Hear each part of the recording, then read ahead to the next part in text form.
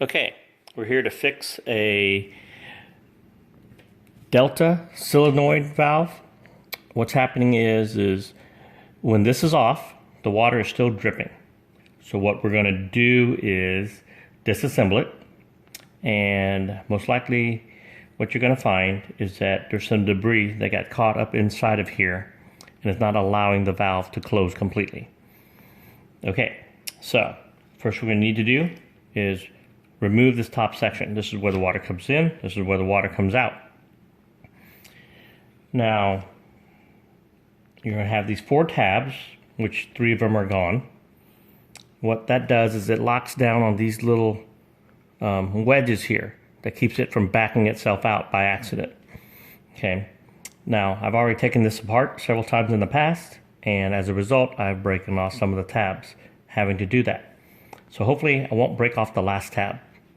And be warned, if you do this, you've pretty much voided your warranty. So only do this at your own risk. Okay, as you can see, everything's already disassembled here, and I have the part right here. So what I need to do is remove this. Now you're going to need a big pair of channel locks. What you can do is you're going to place the channel locks in between here, where it sits here and here, or there and there, whichever you want to do.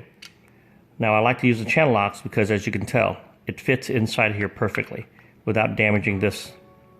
So once you do, you wedge the top and the bottom jaw of the channel locks inside the 2 grooves. Hold this firmly and then just twist counterclockwise.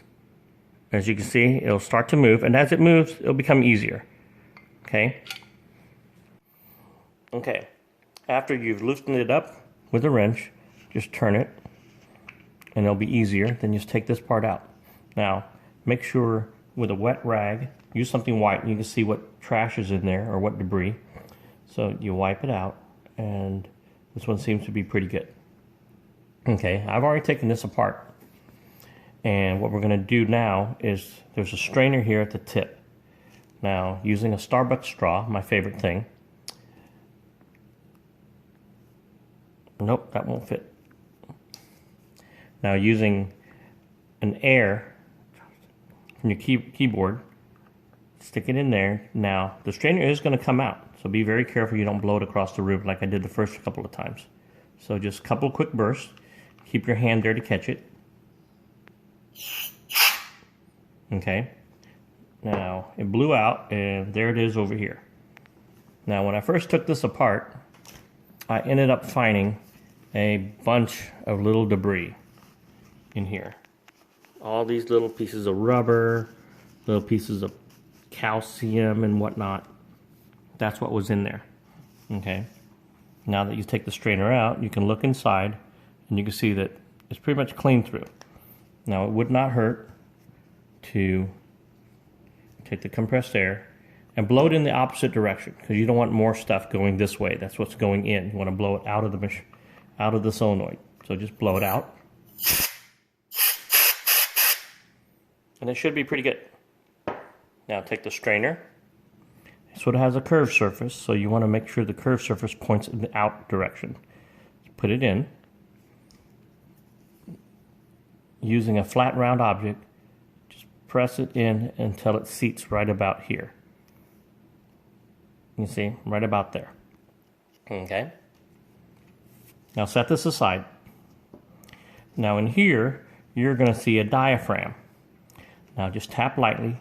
1 or 2 things are going to come out, or both. Okay, well, that was easy enough. But normally there's a little bit of suction issue. So now what you want to do is take this. This is a diaphragm here, and what happens is that when the valve actuates, it pulls this rubber down. See, the rubber comes down.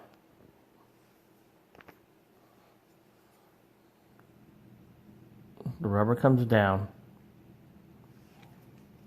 And what normally happens is this surface, which needs to stay clean and smooth, seats up against this surface. And if there's any debris, there isn't a clean seating, so therefore allows water to bypass.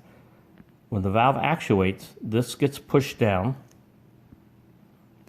allowing water to come out of here and into this grated area here. Then the water comes out of this surface and through the valve.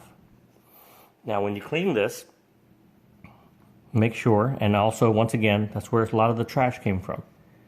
You clean it, don't use anything harsh, anything abrasive, just a wet towel, and just wipe it, you know. And there you have it. Now I see little nicks, little minor nicks and scars here. It's probably from the trash that was in here before being forcibly seated up against here. Okay? And once you have that cleaned off, just set it aside. Now, you might have a problem, is that if you look in here carefully, I'll put some light on it. Oops. Carefully, there is a solenoid that actuates the diaphragm. Okay.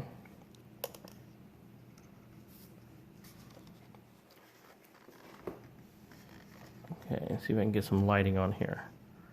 Okay. That solenoid right here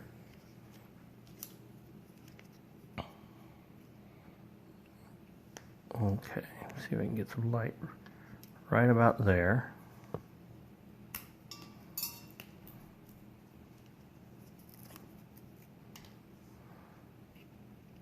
Right about there, here. Might come out. Okay, if that's the case, I'll show you what you need to do. Now just tap it, and there you go. Now you're going to notice this object. This here is the metal side, this is the rubber side. Okay, this rubber comes off, but you don't need to take it off. I'm just showing you. Put that back on, and make sure it moves in there freely. And this here is just a guide pin hole. Now if you look inside of here, you're going to notice that there's also another guide pin hole, or a guide pin for the hole to ride on. Okay, if you look at it, there it is. Okay, so now you need to carefully put that into there, and with my big fat fingers, it can be a little difficult. And once it goes in,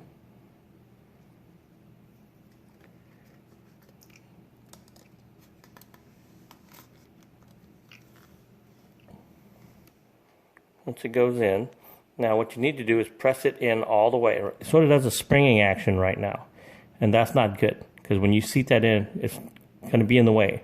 So what you need to do is push it all the way down until it stays. Sort of has to do with the water and the vacuum, and there's probably an air bubble back there. So once you push it down, it's good. Now you don't have to worry about it anymore. Okay, now you clean this off. You notice that this here is an odd shape. It's not quite perfectly round. It's got that weird little lip here. This is where that little solenoid down there, this should sit right on top of that. And you notice there's a little tab here over on the left side. That should line up with the left side of this unit here. So you can just drop it in and move it around until you can feel that it seats in. Okay? Now there's going to be a little bit of wiggle, but that's okay. But it shouldn't be able to move freely all the way around. So now if you look, that tab on the left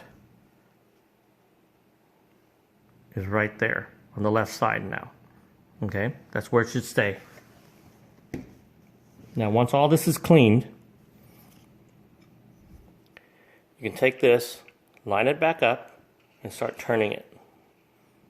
Okay, you're going to start to feel some hesitation. That's the O-ring. And as you go down,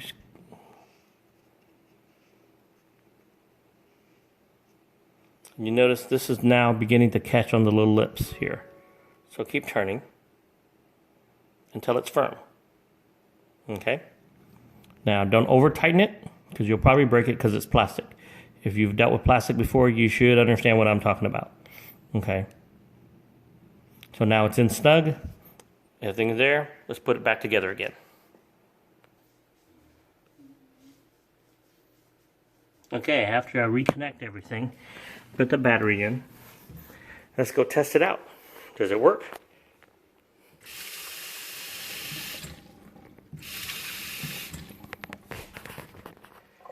And I don't seem to see anything dripping. So there you have it. That's how you do it.